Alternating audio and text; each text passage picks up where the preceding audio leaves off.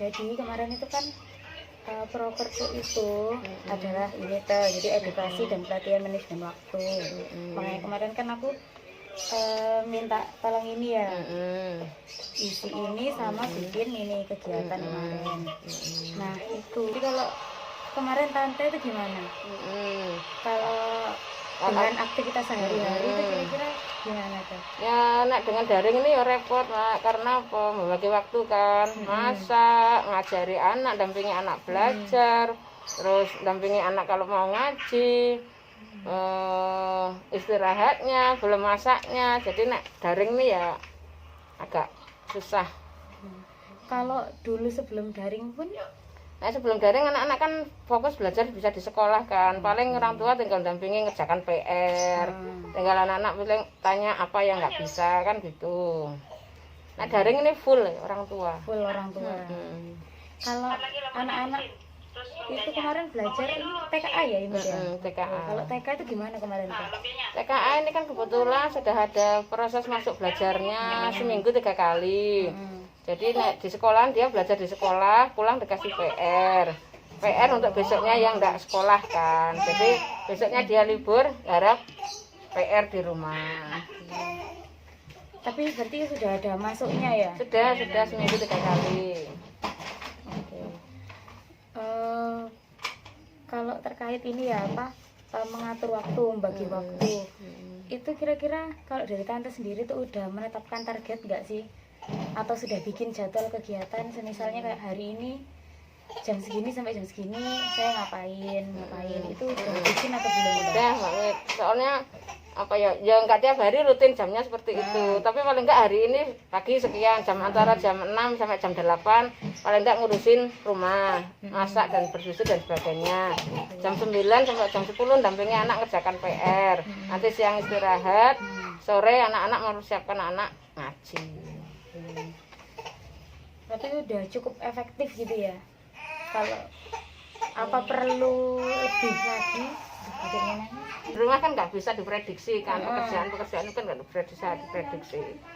Iya, tetap keteteran, walaupun dibagi waktunya tetap keteteran. Oke.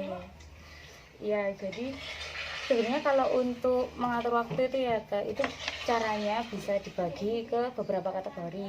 Semisal tugas yang mendesak dan penting. Itu contohnya kayak tadi ya, mungkin ngurus rumah, dampingin anak, itu kan udah Mendesak. pasti ya mendesak. Terus bisa dibagi lagi untuk tugas yang tidak mendesak tapi perlu dikerjakan. Mungkin apa yang bisa ditunda dulu atau nggak urgent dalam waktu itu.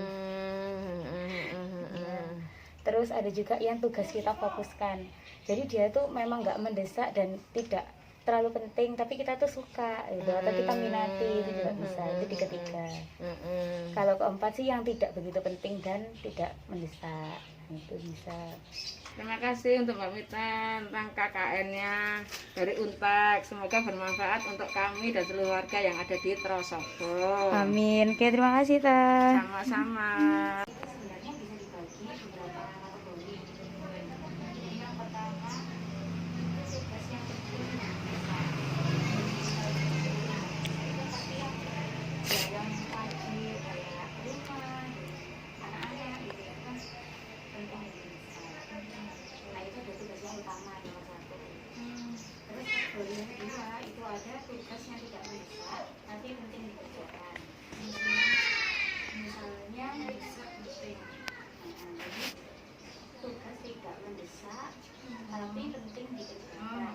Jadi semisal mungkin yang utamanya nih pagi mungkin membuatkan sarapan anak-anak atau ayahnya gitu ya. Nah itu karena ayah mungkin mau berangkat kerja, nah itu kan mendesak. Tapi kan kalau untuk nanti aku bisa meninggal setrika baju mungkin jam 1, nah itu ini kan dia tuh bisa kerjakan tapi bisa nanti gitu, itu tidak terlalu bisa. Terus kategori yang ketiga itu ada yang tugas yang kita fokuskan atau yang kita sukai. Misal mungkin kumpul-kumpul akan baca buku. Oh, maksudnya yang ini tuh bundanya untuk milah-milah gitu ya? Iya, atau nanti ini di luar tuh masih belajar rutinitas tapi seneng gitu loh dilakukan. Oh gitu. Itu masuk kategori 3. penting dan tidak terlalu mendesak. Penting nggak bisa. Jadi itu bisa nanti. Nah terus ada lagi yang namanya prinsip Pareto. Jadi prinsip Pareto itu adalah 80% hasil, 20% proses. Nah jadi misal ya kalau kita memasak itu kan nggak langsung jadi masakannya, pasti kan ada prosesnya yang kita segala macam dulu ya, kan biasanya dulu kan dimasak.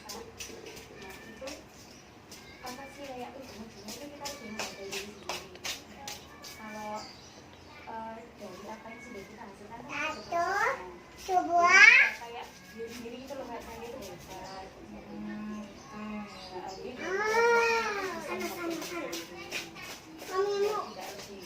tidak stres tiap hari kan capek. Awal-awal saya dulu ngerasa gitu kayak wes ya apa ya tak lesno atau gimana, terus tapi untungnya anaknya ini belajar dewe itu agak bisa, maksudnya kan ya lumayan nyantol gitu loh mbak. Jadi aku cuma mantau, mungkin yang detail kok perkaliannya itu kan menghitungnya itu, pembagiannya itu aja. Kalau alurnya kayak bisa. Alhamdulillah, terima kasih untuk Mbak Mita ya nih, KKN Untak Surabaya. Sangat membantu sekali untuk membimbing anak belajar di rumah, dan memang sangat butuh sekali untuk bisa mengatur waktu antara pekerjaan rumah dan mendampingi anak untuk belajar di sekolah supaya lebih bisa memahami lagi, karena memang gurunya berkurang waktunya untuk mengajar. Terima kasih. Ya, terima kasih Kak. Ya. Mbak, jadi kenapa kemarin aku ini ya minta tolong isi ini sama ini. Jadi ini kan kayak timetable gitu.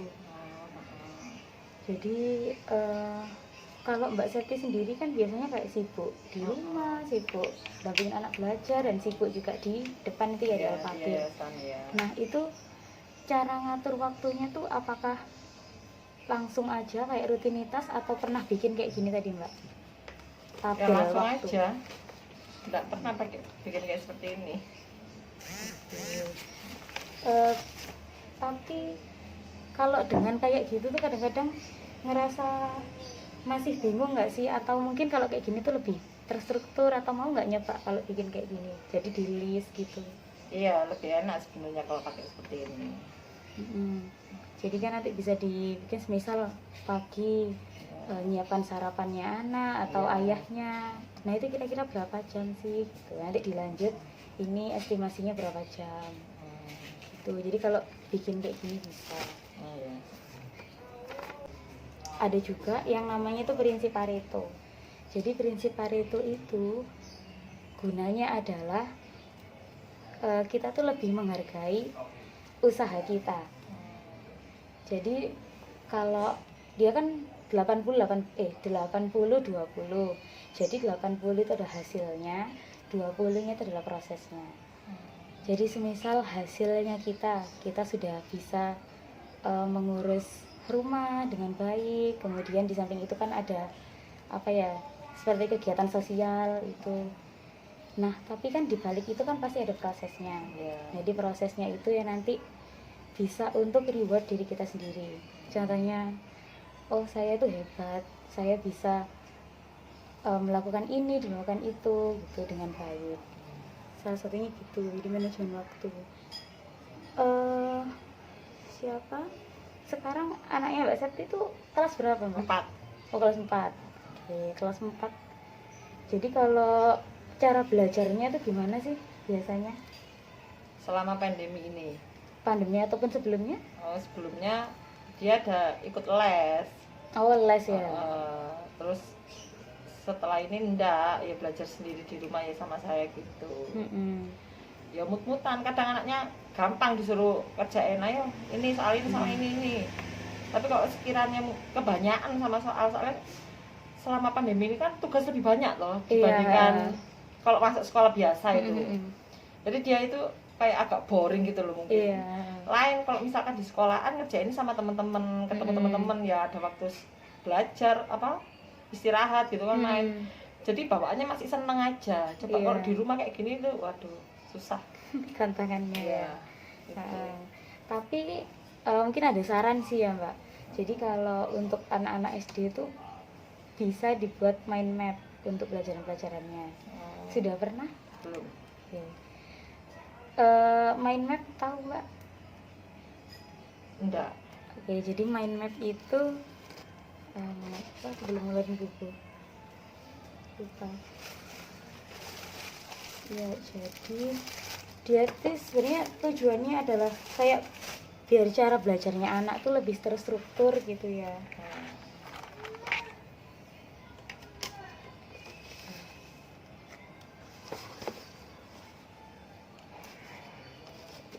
Jadi mind map itu misal pelajaran susah baru kali. Oke. Jadi semisal dia tuh pelajaran IPA. Nah IPA itu kan semisal di sini ada bab hewan, ada bab tumbuhan. Nah tadi dia ada lagi kan, misal hewan itu apa ya, alat reproduksinya atau tempat hidupnya dan sebagainya. Jadi bisa dikreasikan sih Mbak, bisa di buku gambar atau di karton. Jadi biar anak itu kayak nggak bosen. Jenuh itu ya. Iya, jadi bisa diwarnai atau dibentuk bunga-bunga. Jadi ini babnya, nanti di sini ada subbabnya. Tapi belajarnya itu dapat buku fisik kan ya Mbak ya? Iya, dapat. Nah itu. Jadi biar dia tuh nggak bosen, bisa menghias sendiri.